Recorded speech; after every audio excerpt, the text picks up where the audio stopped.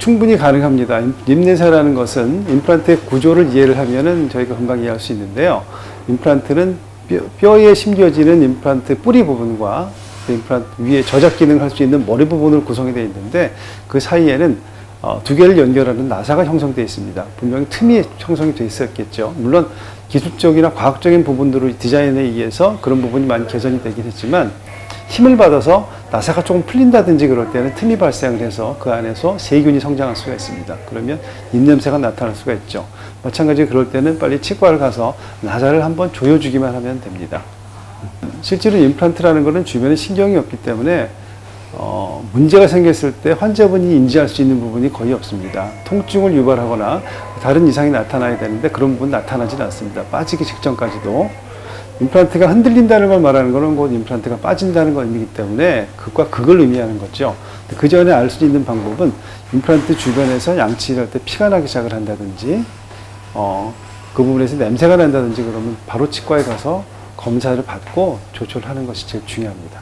임플란트도 뼈에 붙어 있는 부분과 구강 내에 노출되어 있는 머리 부분이 해당이 되는데 우리가 저작 활동, 음식을 섭취하는 저작 활동을 통해서 그 보철 부분, 머리에 해당되는 부분에서 치태라든지 음식물 찌꺼기가 끼는 경우가 있습니다. 그게 일부 방치가 되면 치석으로 바뀌게 됩니다. 그걸 통해서 임플란트 주위에 염증을 일으킬 수 있습니다.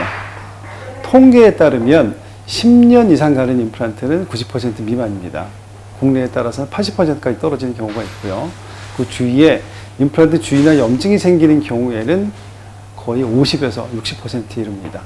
임플란트 수명을 좌우하는 조건은 크게 두 가지로 볼 수 있습니다. 환자 요소와 의사 요소를 두 개 볼 수가 있는데 환자 요소를 보게 되면 임플란트도 여러분 놀라듯이 금수저가 있습니다. 임플란트 금수저라는 것이 있는데 그건 돈과 그분의 사회적인 지위에 관계되는 것이 아니라 임플란트가 심어질 수 있는 부위에 얼마나 건강한 뼈가 남아있느냐 그런 부분이 가장 중요합니다. 그런 부분은 임플란트를 하기 위해서 금수저로 태어난 부위라고 보고요.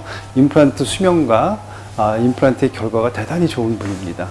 페리오란 치주를 말하는 겁니다. 플란트는 임플란트를 줄임말로써 페리오플란트라는 것은 잇몸을 위한 임플란트입니다. 그러니까 잇몸 상황이 별로 안 좋을 때 내지는 염증 소견이 있고 나중에 임플란트 주위염이 발생되는 것이 예상이 됐을 때 좋은 그걸 고려한 디자인이라고 보시면 됩니다.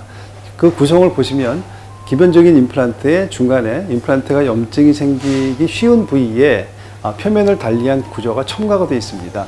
그래서 임플란트 염증 예방 내지는 임플란트가 주변에 염증이 생겼을 때 속도를 좀 줄일 수 있는 그런 디자인이 추가된 기능성 임플란트라고 보시면 됩니다. 당뇨 등 같은 전신질환들이 있어서 임플란트 주위염이나 임플란트 염증이 발생할 때 가능성이 높은 분들한테는 대단히 추천되고요. 특히나 발치의 원인이 치주질환이라든지 풍치 등에 의해서 이를 뺀 경우에는 아무래도 구강 내에 이를 발치하기 위한 치주질환을 일으키는 세균들이 많이 남아있기 때문에 그런 부분들한테는 특히 임플란트 주위염을 예방하기 위한 목적으로 대단히 유용한 디자인을 갖고 있는 임플란트라고 생각이 됩니다.